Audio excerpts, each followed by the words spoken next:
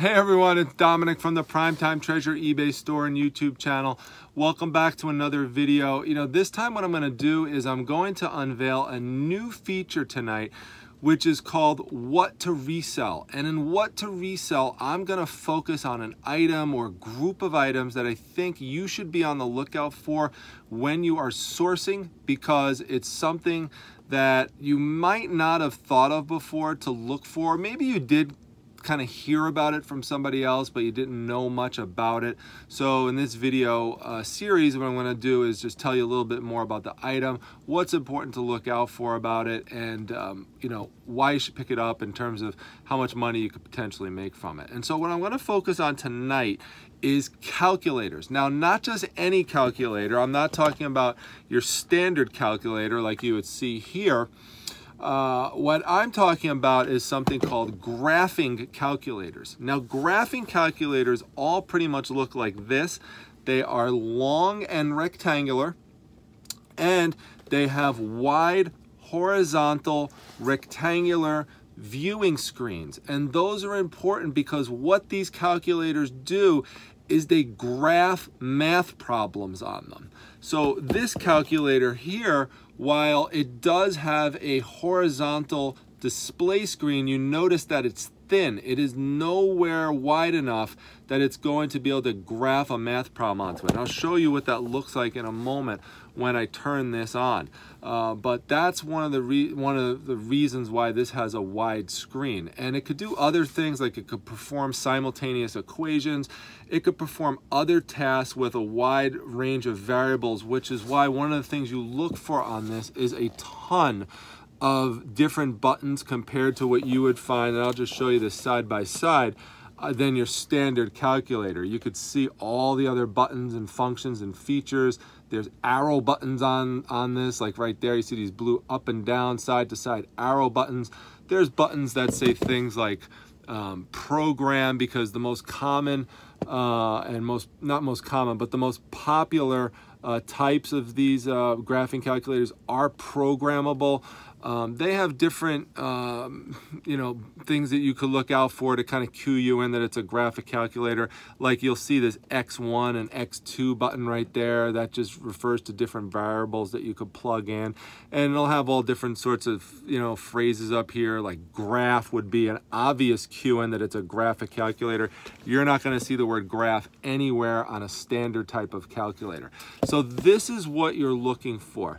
Now, the reason why there's something you want to look out for is because anyone who's taking a more advanced type of math class, even if it's someone who's in 7th grade, 8th grade, all the way up to college, like in engineering classes, you have to have one of these calculators. And if you were just to go on Amazon, which is where the average person is going to go, to purchase one of these calculators new, it's going to cost you about $113 for one. And the company that is the most well-known for making graphing calculators by far is Texas Instruments, also known as TI. Now, at the time that I am making this video, the most common brand that they make, the up-to-date brand that they make right now, the most current model is called the TI-84. And there's different versions of these. Some come in black, some come in silver, some come in what's called a plus mode, which has some additional features. So there are prior models, though, that people will look for, because if they could get them for cheaper and they perform pretty much the same functions, they'll pick those up. Like, for example, this one is the T183 Plus, and you'll easily see what type of model it is because it's going to be marked right here on the top corner. So this is a Texas Instruments one. So people will spend, for example, no problem, will they spend $60 on something like this, because it's about half the price of what they would pay for one of them brand new. If you do come across one of these when you are sourcing, and you're looking up the comps, you do have to make sure that you price them accordingly as to whether or not they are brand new versus pre-owned, because the prices will differ. So for example, if we found this item out at an estate sale or a garage sale, and it was brand new in the package, you'd be looking at about a max on this would be about $133. However, with it being pre-owned, as this one is, you're looking more towards the $35 range. But that's not bad if you could source it for a few dollars. And that's typically what you'll find these priced at garage sales is for $1 or $2.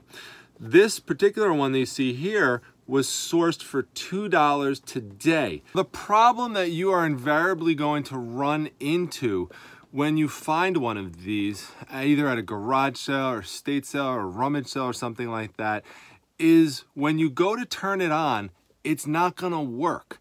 And the reason for that is one of two things. The batteries are in there, but they're dead, or there's no batteries in there whatsoever. So now what do?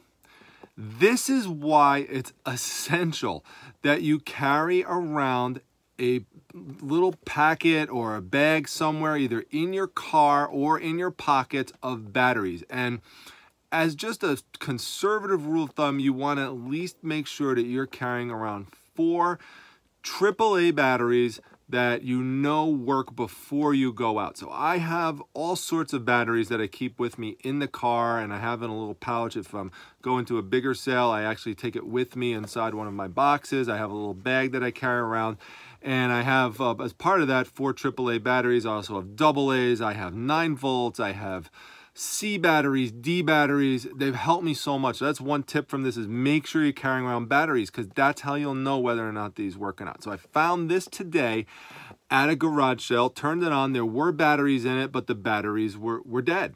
So what I did is I took the batteries out, and these are easy. You don't have to unscrew them or anything. All you do is you just, peel off this, little clip back here.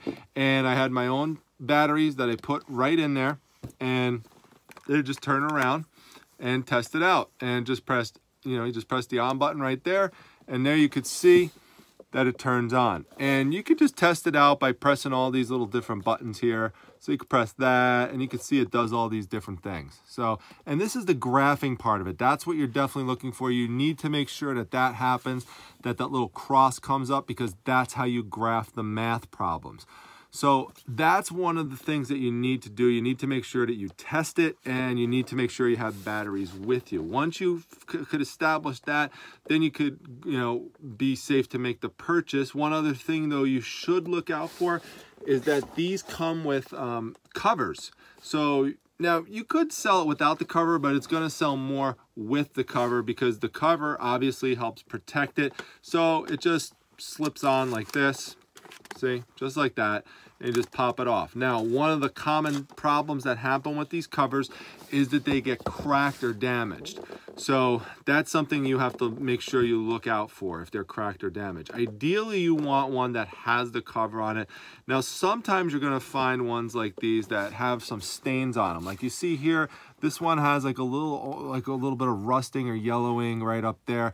That's not a problem. All you have to do is take a wet paper towel, and you just go up there like this, and you just start, kind of going in there, and just look at this. Actually, just look, I literally just wiped that off, just wiped that out. And I guarantee you that there are lazy people who saw this and were thinking about buying it and didn't buy it because it had a stain on it. And they can't wrap their mind around that that's something that could easily be wiped off and cleaned, because all they're looking at is the stain. And I also could guarantee you that there's people that saw it but didn't pick it up, didn't purchase it, because they didn't have batteries with them to check whether or not it worked or not.